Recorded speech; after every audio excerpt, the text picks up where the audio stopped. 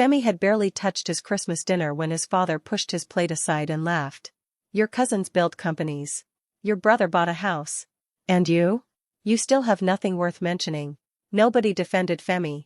Then the front doorbell rang. His uncle opened it, only to find a bank manager asking one question. Is Mr. Femi Okoro here? The room fell silent. No one understood why a bank manager would come to a family Christmas dinner looking for the man they had just called a failure. My name is Femi Okoro. I was 33 years old, and my family believed I had achieved nothing in life. I worked as a corporate restructuring consultant, helping companies solve difficult financial problems, but I never talked about my work because most of it was private. My father didn't care about the kind of work I did. To him, success meant driving an expensive car, living in a big house, and showing everyone how much money you had. Since I lived a simple life, he decided I had wasted my education.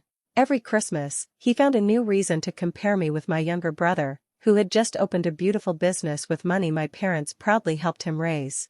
That night was no different. As we sat around the dinner table, my father laughed and told everyone that my brother had made the family proud while I had nothing worth talking about. One by one, my relatives agreed with him.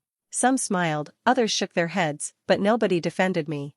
I stayed quiet because I was used to being judged before anyone knew the truth. Then, just as my father was about to continue, the front doorbell rang. My uncle opened the door, and a well-dressed bank manager asked one simple question that instantly silenced the entire room. Is Mr. Femi Okoro here? I stood up from my chair and walked to the front door. Every person at the table watched me as if they already knew something was wrong. Outside, the bank manager gave me a polite smile and quickly apologized for arriving during our Christmas dinner. He said he had been trying to call me for several days, but I had been too busy to answer because I had turned my phone off during the holidays. He explained that an important authorization needed my approval before the banks closed for Christmas. Then he looked around carefully and lowered his voice. He asked if I was comfortable speaking in private because the matter involved confidential financial information that could not be discussed in front of other people. I nodded, and we stepped farther away from the house. While he explained the situation, I noticed my father standing behind the dining room window, watching every movement. From the expression on his face, I could tell he had already reached his own conclusion. He probably believed the bank manager had come to collect unpaid debts or deliver bad news. After a few minutes, the manager thanked me for my time, shook my hand, and reminded me to contact him the next morning. I walked back inside without saying a single word about our conversation because it was not my information to share. The silence only made everyone more curious. My relatives exchanged nervous looks and started whispering to one another. Within minutes, different stories were spreading around the room. Some believed I was in serious financial trouble, while others thought I had been hiding a secret from the family for years. Nobody asked me what had really happened. They simply believed the version that matched what they already thought about me. The next morning, my younger brother was full of excitement. He invited the whole family to visit the commercial building he had recently bought. My parents were smiling with pride, and every relative kept telling him how successful he was. They walked through the building, praising every room and talking about how bright his future looked. I quietly followed behind everyone, looking around without saying much. Because of my work, I had learned to notice small details that other people often missed. Almost immediately, I saw things that didn't seem right. Some offices had been renovated, but others were left unfinished. Building materials were lying in the hallways as if the work had suddenly stopped. A few workers looked uncomfortable whenever someone asked when everything would be completed. My brother quickly changed the subject each time. Later, I heard one of my uncles ask how the building had been financed. The building manager forced a smile, gave a short answer, and quickly walked away. His reaction caught my attention. It looked like he didn't want anyone asking more questions. My family noticed none of this because they were too busy celebrating my brother's achievement. They were taking photos, laughing, and talking about future business plans. As we prepared to leave, one of the contractors quietly walked toward me. He looked at me carefully before asking, "Are you Femi Okoro?" When I said yes, his expression changed. He lowered his voice and said he recognized my name from an important business case several years earlier. Then he asked if we could meet privately another day because there was something he believed I needed to know. Later that evening, after we returned home, I took off my coat and reached into my pocket before hanging it up. That was when I found the business card the bank manager had quietly slipped into my hand before leaving our Christmas dinner. I almost forgot about it. As I looked at the card more carefully, I noticed something written on the back in blue ink. It was the name of a senior credit officer I had worked with several years earlier during a difficult company restructuring. We had not spoken in a long time, but I remembered him as someone who never contacted people without a very important reason. The next morning, I called the number and asked if we could meet. He agreed without hesitation and asked me to come to his office that afternoon. When I arrived, he welcomed me warmly, but I could tell from his face that this was not a normal business meeting. I expected him to ask about my own finances or some document that needed my signature. Instead, he closed the office door and looked directly at me. He asked one question that immediately caught my attention. Femi, were you aware that your name recently appeared during a financial review connected to someone close to your family? I was completely surprised. I slowly shook my head because I had no idea what he was talking about. He remained silent for a few moments before explaining that he could not legally share confidential information without the proper authorization. The rules did not allow him to reveal names, accounts, or private documents. Even so, he wanted me to know that the situation was much more serious than it appeared. He said certain records had raised questions, and my name had unexpectedly become part of the review. Before I left, he advised me not to make quick decisions or believe family rumors. The full story is still hidden, he said quietly. When the right documents come together, everything will finally make sense. 2 days after my meeting with the credit officer, I received an unexpected phone call from a man I had not spoken to in many years. He introduced himself as the retired accountant who had worked closely with my late grandfather for a long time. I remembered him only vaguely because I had been much younger when he visited our family home. He told me that someone had mentioned what happened during our Christmas dinner and that he felt it was finally time to contact me. His voice was calm, but every word sounded important. He asked if we could meet because there was something my grandfather had always wanted the family to understand. When we met, he brought a small notebook filled with old handwritten notes. He explained that my grandfather never trusted important financial matters to memory alone. He believed family members could forget conversations, misunderstand promises, or remember events differently over time. That was why every major financial decision was always written down, dated, and supported with proper records. According to him, my grandfather repeated this rule many times before he passed away. Then his expression became serious. He told me there was one important instruction that had never been fully explained to the family after my grandfather's death. He believed that because of this missing information, people had spent years believing a story that was never completely true. Sadly, he no longer had all the original files because they had been transferred after his retirement. However, he knew exactly who had received them and where those records could still be found. As I listened, I realized this was no longer just about the strange visit from the bank manager or the questions surrounding my brother's business. The answers seemed to be buried many years in the past. For the first time, I believed the truth had been waiting quietly all along, hidden inside documents that almost everyone had forgotten. A few days later, my father called everyone together for another family meeting. His voice on the phone made it clear that this was not an invitation. It was a demand. When I arrived, the living room was already full. My parents, my brother, my uncles, my aunts, and several cousins were all waiting for me. The moment I walked inside, the conversation stopped. My father looked directly at me with disappointment on his face. Instead of asking if everything was all right, he accused me of bringing shame to the family. He said bank officials, business people, and strangers kept asking about me, yet I refused to explain anything. He believed I was hiding something that would embarrass everyone. One by one, my relatives joined the discussion. Some asked if I was in financial trouble. Others wanted to know if I had become involved in a legal dispute. A few even suggested that I should stop keeping secrets from the family. They all wanted answers, but none of them asked calmly. They had already decided I must be guilty of something. I remained quiet because I still did not have permission to share confidential information that involved other people. Just as I was about to speak, the doorbell rang. Everyone turned toward the front door. A courier stood outside holding a large sealed folder. He asked only one question. "Is Mr. Femi Okoro here?" When I stepped forward, he checked my identification and politely explained that the package could only be given to me. I signed the delivery form, and he handed me the envelope before leaving. The room became completely silent.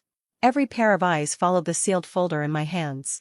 My father folded his arms as if he expected the envelope to prove everything he already believed. Slowly, I opened it, knowing that whatever was inside might change the direction of this entire story. I carefully opened the sealed folder while everyone watched me without saying a word. My father seemed certain that the documents would finally prove I had been hiding something from the family. My brother leaned forward, trying to see what was inside. I slowly turned the first page, expecting a legal notice or some financial demand. Instead, I found something completely different. The folder contained a detailed financial timeline. Every page was filled with dates, company records, loan restructurings, business guarantees, and ownership changes that stretched back many years. It was not accusing anyone of a crime, and it was not about an inheritance. It simply showed a clear history of important financial decisions connected to several businesses. As I continued reading, one company name immediately caught my attention. It was the same commercial building and business my family had proudly celebrated only days earlier. I looked more closely and began comparing the dates in the documents with the stories I had heard from my family over the years.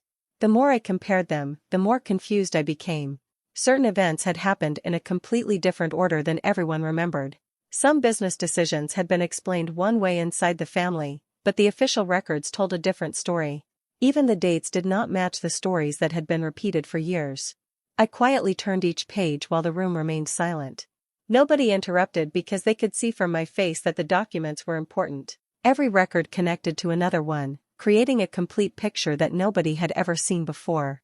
It became clear that many misunderstandings were not caused by lies alone but by missing pieces of information that had never been shared. Then I reached the final pages. There, a short note referred to another agreement that was supposed to be attached to the file. I searched through every document again, but it was missing. That single missing page suddenly became the most important part of the entire timeline because without it, the full truth was still incomplete. I could not stop thinking about the missing page. It felt like the one piece that connected everything else. Using the names and dates in the file, I started searching for the people who had been involved in those old business decisions. After several phone calls, I finally found one of the original executives who had signed the agreement many years earlier. He had retired and was living a quiet life. When I contacted him, he agreed to meet without hesitation. He welcomed me kindly and listened as I explained why I had come. After looking through the copies of the documents, he smiled gently and said he had been expecting someone to ask these questions one day. He told me that the missing agreement had never about hiding money or giving special treatment to anyone. It explained why certain business decisions had been made and why later financial changes followed a very specific plan. One signature on that agreement had quietly influenced many decisions over the years, even though most family members never knew it existed. Then he looked at me and said something I would never forget. He explained that my father had spent years judging me without knowing the complete story. My father believed what he had seen on the outside and never understood the work I had been doing behind the scenes. Because important information had never reached him, he created his own picture of my life, and that picture was incomplete. I asked if I should tell my family everything immediately. The retired executive slowly shook his head. He advised me not to argue, defend myself, or try to win through emotion. He said the complete record would soon be presented during a final meeting that was already being arranged. Facts are stronger than opinions, he told me. When every document is placed on the table in the right order, nobody will need an argument. The truth will explain itself better than any speech ever could. The final meeting took place a few days later in a private conference room. This time, it was not only my family sitting around the table. The bank representatives were there, along with the retired executive, the senior credit officer, and several people who had been involved in the original business transactions many years earlier. My father sat quietly beside my brother, still believing he would finally learn what I had been hiding. The atmosphere was serious because everyone knew that years of confusion were about to be cleared up. One by one, the documents were placed on the table in the exact order they had been created. The missing agreement was finally presented, and every page was carefully explained. There were no dramatic arguments or emotional speeches. The records simply showed how several businesses had faced difficult financial problems over the years. Instead of failing, those companies survived because complicated restructuring plans had been prepared and approved by experienced professionals. As the meeting continued, several people explained that I had worked behind the scenes on more than one of those difficult cases. Because of confidentiality agreements, my name had never been made public. I could never tell anyone what I had done or who I had helped. My family had spent years believing I did nothing important, while the truth was that I had quietly helped protect businesses connected to people they respected and admired. Even the commercial building my brother proudly celebrated had benefited from financial decisions connected to work like mine. I looked at my father. For the first time, he did not interrupt or argue. He slowly lowered his head as the truth became impossible to deny. He finally understood that he had judged my life by what he could see instead of what I had actually accomplished. Then one of the financial representatives said something that made the room even quieter. The biggest lesson was never about money.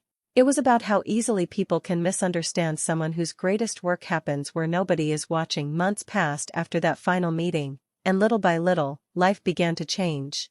The confusion that had divided my family for years disappeared because the truth had finally been supported by real documents instead of opinions and assumptions. Nobody needed to argue anymore. The facts had already answered every important question. My younger brother also looked at his business differently. Instead of trying to impress everyone with quick success, he started making careful financial decisions. He listened to experienced advice, planned every step wisely, and focused on building something strong instead of something that only looked successful from the outside. One evening, my father asked if we could talk alone. There were no relatives around and no audience to watch the conversation. He looked at me for a long moment before quietly apologizing. He admitted that he had spent years measuring success in the wrong way. He believed expensive cars, large houses, and public attention were the only signs of achievement. Because my work was private and confidential, he assumed I had accomplished nothing. He told me he now understood that some of the most valuable work is never seen by the public. He also admitted that comparing me with my brother had been unfair and had caused pain he could never take back. I accepted his apology because I could see that it was honest. At the same time, I did not pretend the past had never happened. Trust takes time to rebuild, and both of us understood that. Slowly, our relationship became stronger because we finally spoke with honesty instead of judgment. Looking back, I no longer remembered that Christmas as the day my family called me a failure. I remembered it as the day the truth finally began to come out. It taught all of us that the greatest achievements are not always the loudest ones. Sometimes the most valuable work happens quietly, far away from attention, where no applause is waiting but where it still changes people's lives forever. If this story touched your heart, don't forget to like this video and subscribe for more powerful family stories with unexpected twists. Tell me in the comments, have you ever been judged by what people could see instead of who you really were? I'd love to read your story. And remember, sometimes the quietest person in the room is carrying the greatest success.